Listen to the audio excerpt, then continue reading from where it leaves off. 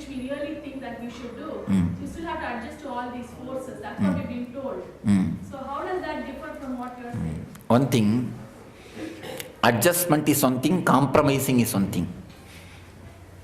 Adjustment means you have a clear freedom and voluntarily you listen others' opinion and you adjust.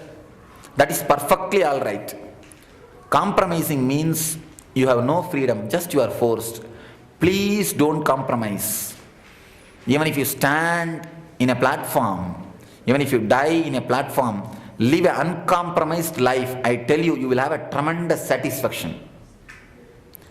Just decide, I will live uncompromised life. You will see the whole thing turns topsy-turvy.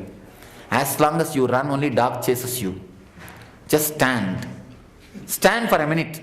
Look at the dog. That you can chase the dog. Of course, never bite. You see, only goats are sacrificed, never lions. Have you heard of sacrifice of the lion? So become a lion. You will never be sacrificed.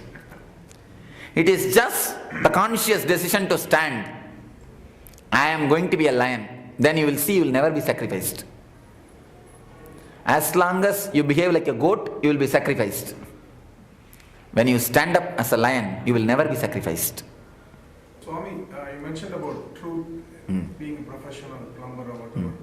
A lot of times people, like, I don't know where the joy lies. So much of confusion is entered into the being. That is the problem.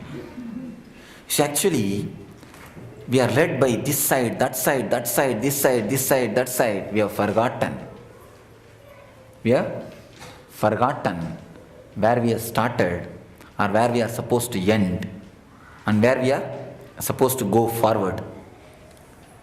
In this type of things, only one thing can be the solution, the direct guidance of the master. Guidance of the master is only the solution, no other way. One blind man, he was walking in the Himalayas. He suddenly felt a big stick. It's not stick actually, frozen snake. Due to cold, the snake has frozen. He felt it and thought it's a stick and he started walking with that. One enlightened master was there. He saw it and told, hey, what you are carrying is not a snake. Drop that, drop that. The blind man said, no, I know it's a snake. I can feel very clearly. I know it's only stick. I can feel very clearly. I am not going to drop. The master said, fool, in half an hour the sun will rise, the snake will come back to the life and it will bite you. You will be killed. Drop it. The blind man asked, I think you don't have a stick. You want me to drop so that you can pick up this stick. You can take away this stick. So that is the reason you are asking us all to do all these things. And then what do you do, the third thing? The master, out of his compassion, he just ran towards him and tried to snatch that snake to throw it away. Then the blind man started beating the master. That is the same thing happens when you go for counseling also. At least I have seen many experiences. They come and ask me.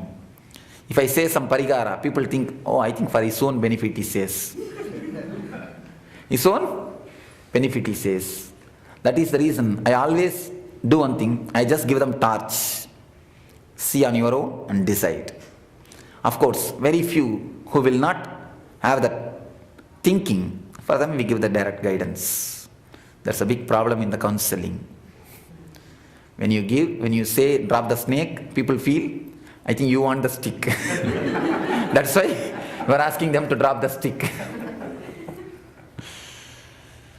So, let you have this understanding and let it become your experience. Let you be in and become Nityananda. Thank you.